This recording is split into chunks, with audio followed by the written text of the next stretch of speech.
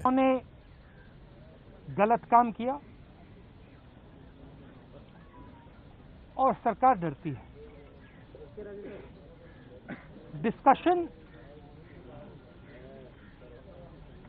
जो हमारे किसान भाई शहीद हुए उनके बारे में है, वो जो 700 किसान जिन्होंने अपनी जान दी उनके बारे में डिस्कशन होना था।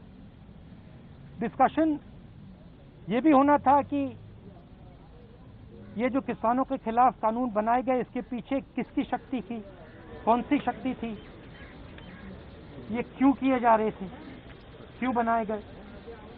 डिस्कशन एमएसपी पे भी होना था और जो किसानों की समस्या है उस पे होना था। लखीमपुर खेरी और इनके जो होम मिनिस्टर हैं उन पर डिस्कशन होना था, वो तो सरकार ने होने नहीं दिए। मगर सरकार के दिमाग में थोड़ा सा कंफ्यूजन है। वो सोचती है कि जो गरीब लोग हैं, किसान लोग हैं, मजदूर लोग हैं, उनमें कोई शक्ति नहीं है, उनको दबाया जा सकता है। और इस एपिसोड ने यह दिखाया है कि किसानों को, मजदूरों को, गरीब लोगों को, कमजोर लोगों को हिंदुस्तान में दबाया नहीं जाता। अंग्रेजी में बोल We had mentioned earlier that the farm laws would have to be withdrawn, and we had said it because we understood that the might of 3 or 4 large crony capitalists cannot stand against the might of the Indian farmer and the Indian laborer, and that has come true. What is unfortunate is how the bills have been repealed without any discussion, without any conversation. We wanted to have a conversation about the forces behind these bills, because these bills do not just reflect the view of the Prime Minister.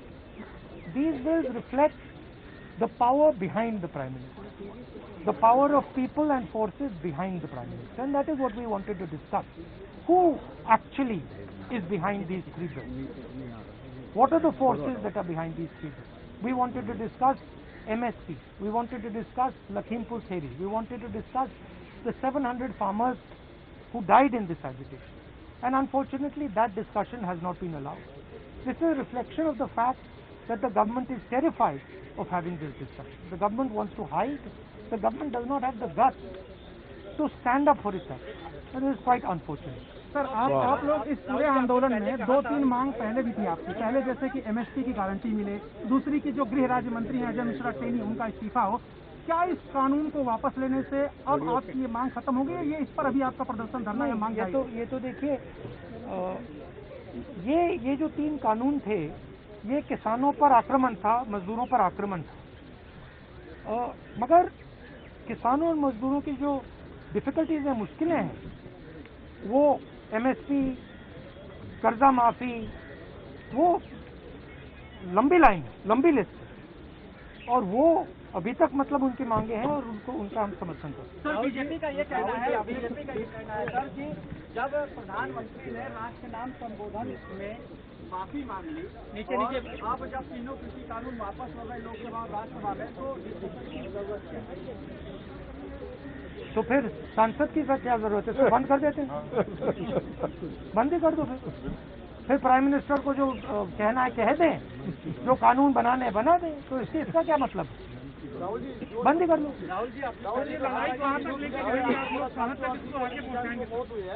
वो 700 आदमी के लिए आप लोग कुछ चलाएंगे?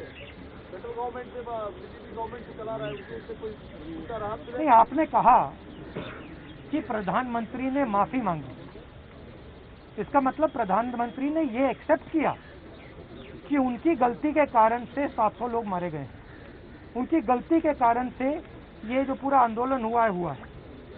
तो फिर अगर उन्होंने गलती एक्सेप्ट कर ली है तो फिर कॉम्पनसेशन देना तो पड़ेगा।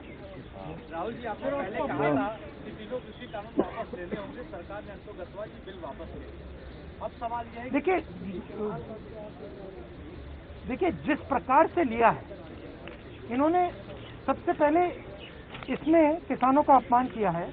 उन्होंने कहा है कि थोड़े से संगठन, थोड़े से किसान के संगठन, ए सेक्शन, एक सेकंड में पढ़ लेता हूँ। A group of farmers are protesting against these laws. ये कोई ग्रुप नहीं है, ये हिंदुस्तान के सब किसान हैं। पहले आपने इनको खालिस्तानी कहा, अब आप इनको ग्रुप ऑफ फार्मर्स कह रहे हो। ये ग्रुप ऑफ फार्मर्स नहीं है, ये हिंदुस्तान के सारे किसान हैं और ये समझते हैं कौन सी शक्तियां इन पर आक्रमण कर रही है। सर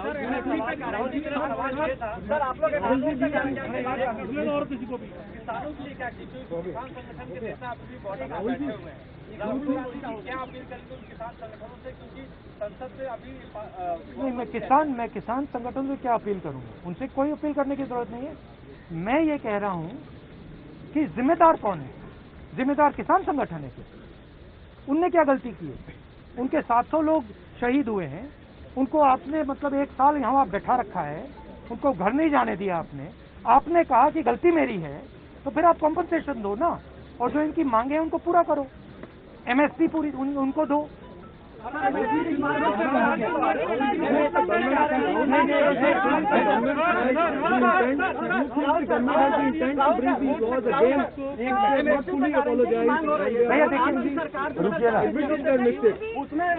भैया आपने पूछ लिया, अब बाकी लोग भी बैठे हैं यहाँ पे।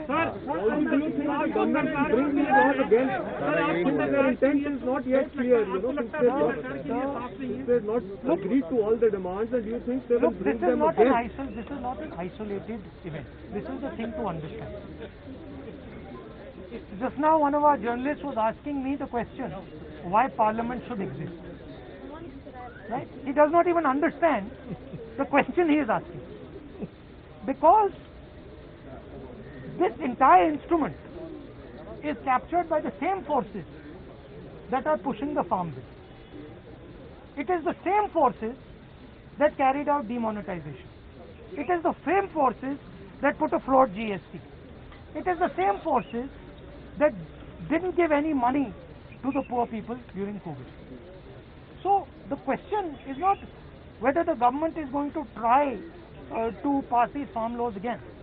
The question is that the government is captured by a group, by an interest that is against the poor people of this country. They will do whatever can be done to damage the future of the poor people of the country. The government was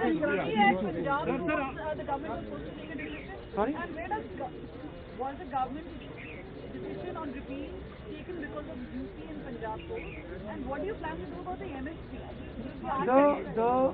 The decision was taken by the government because the government could not face the power, the strength of the Indian people represented in this case by the farmers and the laborers. Of course, the idea that UP elections are near, that must have played something in their mind. Last question. the intention of the government, because government is saying that they are fully in support of the farmers, that's why they are repealing the law. So you still doubt the intention So of the government? if they were fully in support of the farmers, what were they doing for the last 1 year? Why did it take 700 dead Kisans for them to repeal these laws? Why is the Prime Minister apologizing for what? If they have done nothing against the farmers, why is he apologizing? And on whose behalf is he apologizing? So the intention is bad. And as I mentioned just now, it is not, I mean, the Prime Minister is an instrument of these forces. The Prime Minister is the tool of these forces. These forces sit behind the Prime Minister. These forces capture the media and they pass laws like the farm laws. They do demonetization and they are inimical to the future of this country. Thank you very much. ABP Sonja, Josh Jazba, Junun.